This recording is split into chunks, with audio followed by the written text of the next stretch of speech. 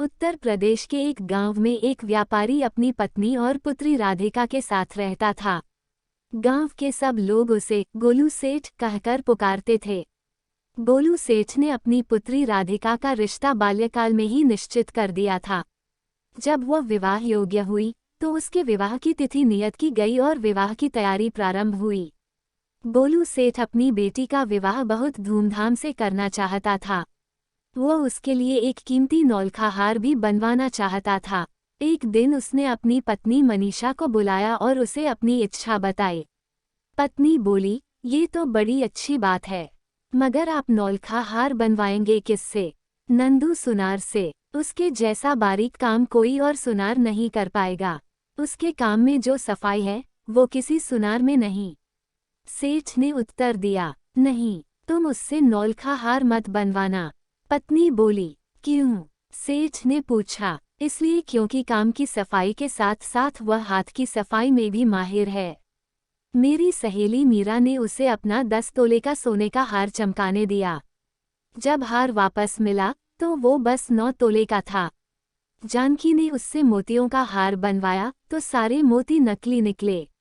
हमने उससे नौलखा हार बनवाया और वो नकली निकल गया तो राधिका के ससुराल में कितनी बदनामी होगी। पत्नी ने अपनी शंका जताई। बात तो तुम ठीक कह रही हो, लेकिन उसके जैसा हार कोई और बना नहीं पाएगा, इसलिए हार तो मैं उससे ही बनवाऊंगा। देखता हूँ वो मुझे कैसे धोखा देता है। वो शेर है तो मैं सवा शेर। तुम बस देखती जाओ। मुझे डर है कि हमारा नुकसान न हो जाए, इसलिए एक बार सोच लो। पत्नी ने सेठ को चेताया। मैंने सोच लिया है, इस बार मेरी चालाकी के सामने उसकी चालाकी धरी की धरी रह जाएगी। तुम चिंता मत करो, सेठ पत्नी को आश्वासन देते हुए बोला। अगले दिन सेठ ने नंदू सुनार को बुलाया और नौलखा हार बनवाने का काम सौंपते हुए बोला, नंदू, तुम्हारी हाथ की सफाई के बहुत चर्चे सुने हैं। ये मेरी बेटी की शादी का हार है।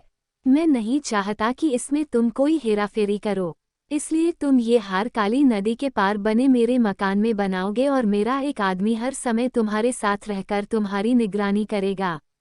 सेठ की बात सुनकर नंदू बोला, सेठ जी, कैसी बातें करते हो? राधिका तो मेरी बेटी जैसी है, भला उसके विवाह के गहने के साथ मैं ऐसा क्यों करूँगा?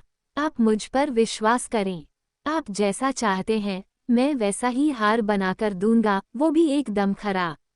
मुझे मेरी दुकान पर ही काम करने दीजिए, नहीं ये मेरी बेटी के ससुराल के सामने इज्जत की बात है। मैं किसी पर विश्वास नहीं करूँगा। तुमसे जैसा कहता हूँ वैसा ही करो। कल से काली नदी के पार बने मकान में काम शुरू कर दो। अगले दिन से काम शुरू हो गया। नंदू और सेठ जी का नौकर मुरली नाव में बैठकर काली नदी के पार सेठ जी के मकान में जाते और नंदू वहीं हार बनाता है। मुरली उसकी निगरानी करता। शाम को अधबना हार लेकर वे वापस लौट आते। सेठ अधबना हार अपनी तिजोरी में रख लेता। अगले दिन उसे तिजोरी से निकालकर नंदू को दे देता।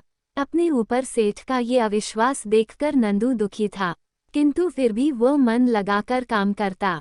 वह चाहता था कि उसके बनाए हार में राधिका बहुत सुंदर लगे, लेकिन वो मुरली से बहुत परेशान था।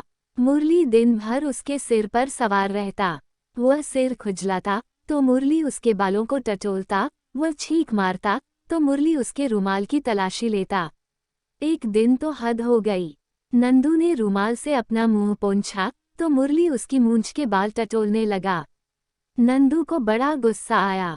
एक क्षण को उसने सोचा कि काम ही छोड़ दे, किंतु जब उसे राधिका बिटिया का ख्याल आया तो उसने मन बदल दिया। सोचा एक बार हार बन जाए फिर मैं सेठ जी को और इस मुरली को मजा चखाऊंगा। आखिर वह दिन आ ही गया जब नौलखा हार बनकर तैयार हो गया। बस उसे चमकाना बाकी था। चमकाने का काम अगले दिन किया जाना था। शाम को हार सेठ की तिजोरी में ही रहा। अगले दिन उसे लेकर नंदू मुरली के साथ काली नदी पार करके सेठ के मकान में पहुंचा। उसने हार चमकाने का काम शुरू किया और दोपहर तक हार पूरी तरह से तैयार हो गया। नंदू ने हार को लाल रंग के मखमली कपड़े में लपेटा और एक डिब्बे में बंद कर नाव में बैठकर मुरली के साथ वापस लौटने लगा। सेठ को पता था कि आज नौलखा हार बनकर तैयार हो जाएगा। उत्साह में वह नदी के किनारे पहुंच गया। नंदू ने जब सेठ जी को नदी किनारे खड़े देखा तो नाव से ही जोर जोर से हाथ हिलाने लगा।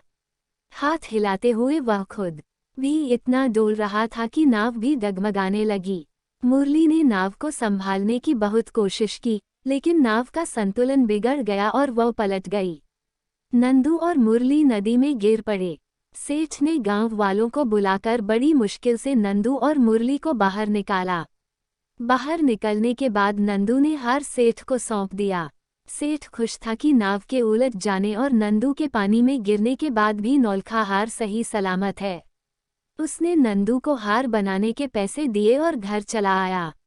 सेठानी हार देखकर खुश तो हुई, पर उससे कहीं ज्यादा अपने पति की चतुरता पर खुश थी। गांव भर के लोगों ने सेठ की भूरी भूरी प्रशंसा की और कहा कि चालाकी में सेठ नंदू से 20 है। दिन गुजरे और वो दिन भी आ गया जब राधिका का विवाह था। सेठानी ने नौलखा हार का डिब्बा खोला तो दंग रह गई।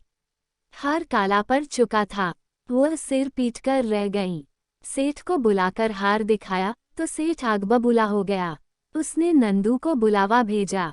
नंदू आया और सेठ उस पर भड़कने लगा। नंदू सेठ को हार देता हुआ बोला, सेठ जी शांत हो जाइए। ये लीजिए नौलखा हार, आपकी अमानत। आपने मुझ पर विश्वास नहीं किया था, इसलिए मैंने ये सारा खेल किया था। हार लेकर सेठ ने पूछा, मगर इतनी निगरानी के बाद भी तुमने असली हार गायब कैसे किया? नंदू बोला, सेठ जी, आपको याद है जिस दिन मैंने आपको नौलखा हार पूरा तैयार कर सौंपा था, उस दिन नदी में नाव उलट गई थी। सेठ, हाँ, वो मैं कैसे भूल सकता हूँ। बड़ी मुश्किल से तुम लोगों को नदी से निकाला था। सेठ जी, मैंने नकली नौलखा हार नदी के भीतर छुपा कर रखा था। नाव उल्टने पर मैंने असली हार को नकली हार से बदल दिया और किसी को पता भी न चला। असली हार मैंने नदी में ही छुपाकर रख दिया था, जो मैं रात को निकाल लाया। आखिर सेठ को मानना पड़ा कि नंदू उससे कहीं ज्यादा चालाक है। अगर आपको कहानी पसंद आई हो तो प्लीज़ वीडियो को लाइक और चैनल को सब्सक्राइब जरूर करें।